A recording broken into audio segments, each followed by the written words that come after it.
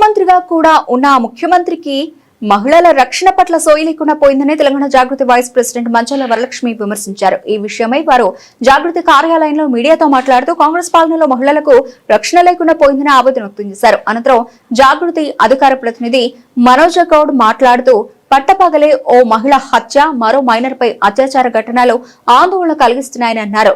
కాంగ్రెస్ అధికారంలోకి వచ్చిన నాటి నుంచి మహిళలపై నేరాలు పెరిగిపోయాయని ఆగ్రహం వ్యక్తం చేశారు. జై జాగృతి, జై తెలంగాణ. ఈరోజు చూసినట్టయితే మా మహిళలకు రక్షణ ఎక్కడుంది? ఇంట్లో ఉండి వర్క్ ఫ్రమ్ హోమ్ చేస్తున్న ఈనాడు సునీత ఈ 2 రోజుల క్రితం హత్యకు గురైంది. తన మాజీ భర్త ఇంటికి వచ్చి అంత బాజాప్తుగా అన్ని మారణాయుధాలు పట్టుకొని వచ్చి ఓ 10 మంది అడ్డం వచ్చి ఆయనకు చేయాలనుకున్నటువంటిది, ఆయన హత్య చేయాలనుకునేటువంటి విషయాన్ని అడ్డుకున్నా కూడా వారిని అందరినీ అంతమొందించే విధంగా ఉపయోగకరంగా ఉండేటువంటి మారణాయుధాలు పట్టుకొని పట్టపగలు ఇంట్లోకి, అంటే 11:30, 12 ఆ టైంకి వచ్చి హత్య చేయడం అనేటువంటిది జరిగింది. అదేవిధంగా స్కూల్కి వెళ్తున్న బాలికల మీద కూడా ఏమాత్రం కూడా సెక్యూరిటీ అనేటువంటిది లేకుండా ఉండేటువంటి చర్యలు చూస్తున్నాం.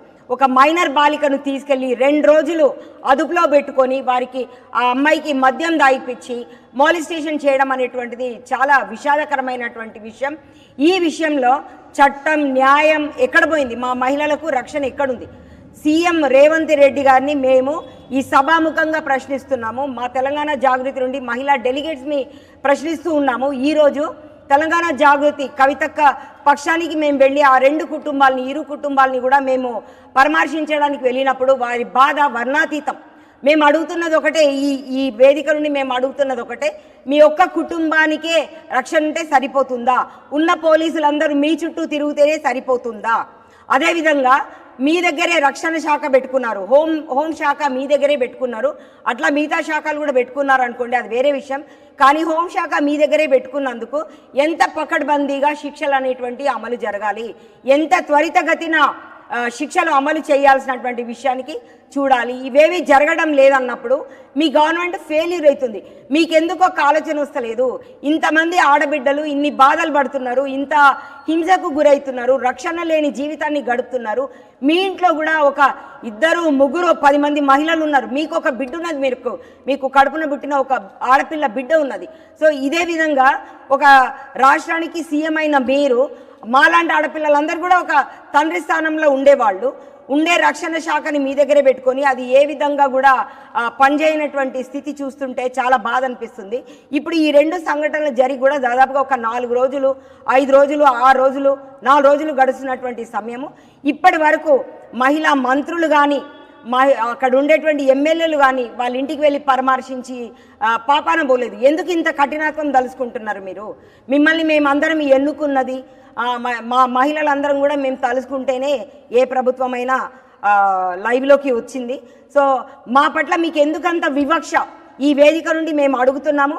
హోంశాఖ మీ దగ్గరే పెట్టుకొని శిక్షలు ఎందుకు త్వరితగతిన జరుగుతలేవు? Law justice is delayed is not a justice. ఇమీడియట్గా ఆ మైనర్ బాలిక మీద జరిగినటువంటి అత్యాచార ఘటన జరిగినటువంటిది ఏదైతే ఉందో, 3 అదుపులోకి తీసుకున్నామన్నారు, ఇంకొక బాలుడు పరారీలో ఉన్నాడు, ఒక చిన్న పిల్లగాడు, చిన్న మైనర్ బాలుడు పారిపోయిండు, వాళ్ళని పట్టుకోలేని స్థితిలో రక్షణ శాఖ ఇవాళ ఉంది అనుకుంటే మాలాంటి మహిళలకు రక్షణ ఎక్కడిది? మా పిల్లల్ని మేము బడులకు పంపాలన్నా, కాలేజీలకు పంపాలన్నా, అదేవిధంగా ఉద్యోగాలకు పంపాలన్నా కూడా మాకు రక్షణ ఎక్కడున్నది?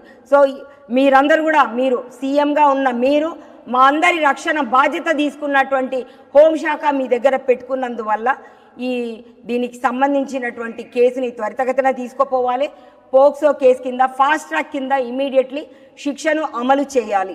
అండ్ రెండోది, సునీత హత్య కేసు. ఆమె మాజీ భర్త వచ్చి ఇంట్లో బాజాప్తుగా పొద్దున 11:30, 12 గంటల ఆ టైంలోకి ఇంట్లోకి చొరపడి, ఇంట్లో వాళ్ళ అత్తమ్మ, వాళ్ళ ఇంట్లో కుటుంబ సభ్యులు ఉన్నా కూడా వాళ్ళు ఉండేటువంటి రూములకి బేడాలు వేసి లోపలికి ఆ అమ్మాయి రూమ్లోకి పోయి కొబ్బరి బొండాలు కొట్టేటువంటి ఆ సికిల్ తోటి ఆ ఇన్స్ట్రుమెంట్ తీసుకొని పోయి ఇష్టానురీతిగా మర్డర్ చేసినటువంటి విషయానికి ఏదైతే ఉందో, ఇమీడియట్లీ ఆయన పక్షానికి లైఫ్ శిక్ష వేయాల్సిందిగా మేము డిమాండ్ చేస్తున్నాము.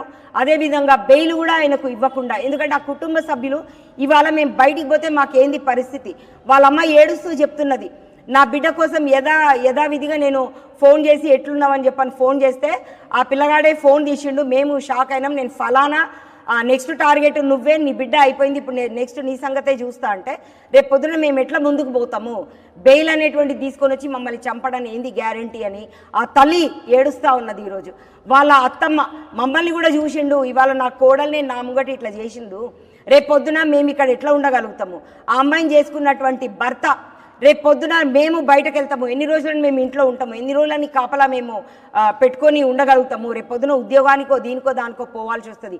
మేము ఉండేటువంటిది 2 నెలలు రెక్కి చేసి ఈ అపార్ట్మెంట్లో ఉండేటువంటి సిచ్యువేషన్ అవన్నీ కూడా తెలుసుకొని రెక్కి చేసి నా భార్యను అంతమంది చూస్తుండగా వచ్చి నర రాక్షస రూపంగా చంపేసిపోయినాడంటే రేపు పొద్దున మాకేది రక్షణ అని చెప్పని అడుగుతుండేదానికి జవాబులు లేకుండా అయింది. మేము కూడా కళ్ళనీళ్ళ పర్యంతరమైనటువంటి సందర్భం ఈరోజు చూసినాం.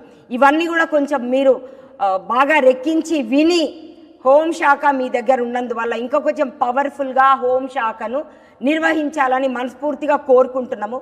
ఇదే విధంగా ఈ పోలీస్ శాఖకు సంబంధించిన వాళ్ళది తప్పు ఎక్కడుందని అనుకుంటాము. ఎంతసేపు మీ చుట్టే తిప్పుకుంటూ ఉంటుంటే మా అందరి రక్షణ బాధ్యత ఎవరు తీసుకుంటారని మేము ఈ సభాముఖంగా ఈ వేదిక ముఖంగా అడుగుతున్నాము. ఇదే కనుక కంటిన్యూ అవుతూ ఉంటే ఈ కాంగ్రెస్ ప్రభుత్వము మీరు అనుకున్న 5 ఏళ్ళు కాదు కదా, మీరు మొన్న ఏదో సందర్భంగా మాట్లాడుకుంటా 10 ఏళ్ళు 6 నెలలు బోనస్ వస్తుంది, 10.5 ఏళ్ళు నేనే ఉంటా అని చెప్తున్నారు. మమ్మల్ని ఇట్లా రాసి రంపాన పెట్టుకుంటా మీరు బాగుపడుతూ సీఎంగా మీరు ఎట్లా నెగలగలుగుతారు మీరు? అందుకే ఈ సభాముఖంగా ఈ జాగృతి వేదిక నుండి మేము డిమాండ్ చేస్తున్నాము, మా మహిళలకు తక్షణ కర్తవ్యంగా రక్షణ అనేటువంటిది ఏర్పాటు చేయాలి. అదేవిధంగా ఆ మైనర్ బాలికకు సంబంధించినటువంటి కేసులో పోక్సో చట్టం ఫాస్ట్ ట్రాక్ కింద కేసుని త్వరితగతిన ముగింపు చేయాలి. ఆ పిల్లల్ని వాళ్ళకు శిక్ష పడే విధంగా చూడాలి, ఆ అమ్మాయి కూడా న్యాయం జరిగే విధంగా చూడాలి. అదేవిధంగా సునీతకు సంబంధించి ఏ లాయర్ కూడా, నేను అడ్వకేట్ డిపార్ట్మెంట్లను కూడా మేము శిరస్సు వంచి నమస్కరిస్తూ మేము వేడుకుంటున్నాం మిమ్మల్ని.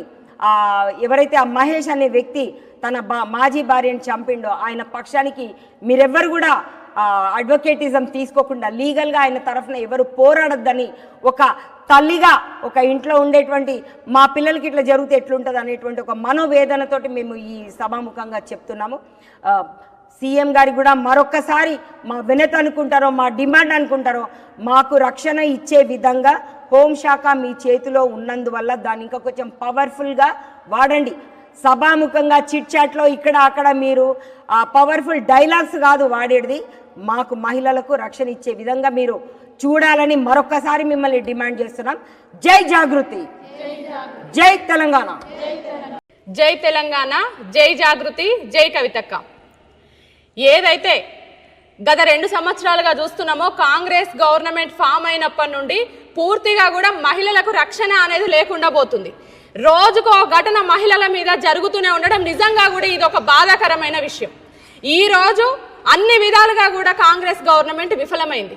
ఈ హోంశాఖ అనేది కూడా రేవంత్ రెడ్డి గారి దగ్గరనే పెట్టుకొని అసలు ఎట్లాంటి ఒక లా అండ్ ఆర్డర్ లో నిజంగా కూడా రేవంత్ రెడ్డి గారు కాంగ్రెస్ ప్రభుత్వం ఈ రోజు ఫెయిల్యూర్ అని చెప్పుకోవచ్చు.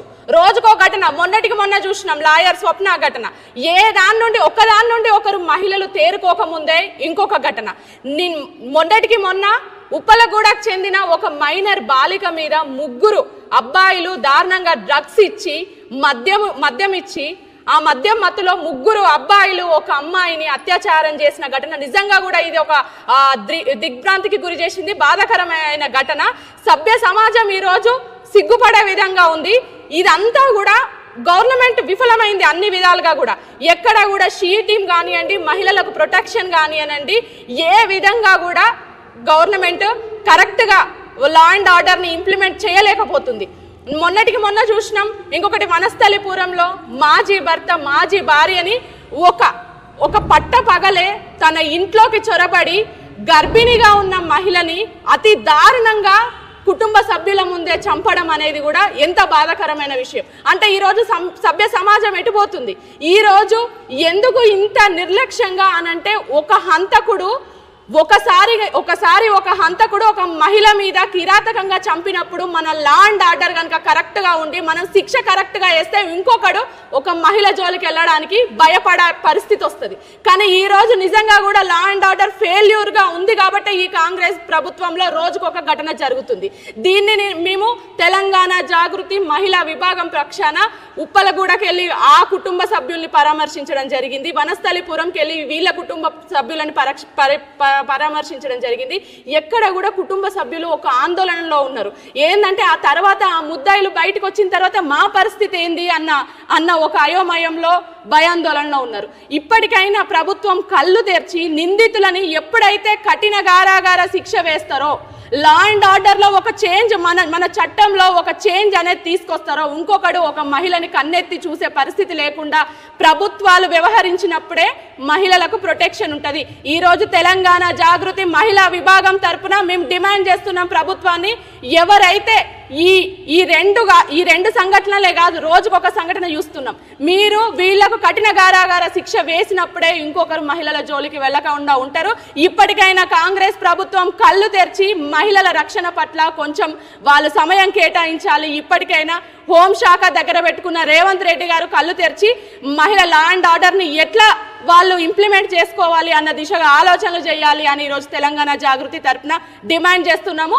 కవితక్క గారు కూడా ఎక్కడ మహిళల తరపున పోరాడాల్సిన అవసరం ఉన్నప్పుడు మహిళల గొంతుకై కవితక్క గారు నిలుస్తూనే ఉన్నారు. జై తెలంగాణ, జై జాగృతి, జై కవితక్క.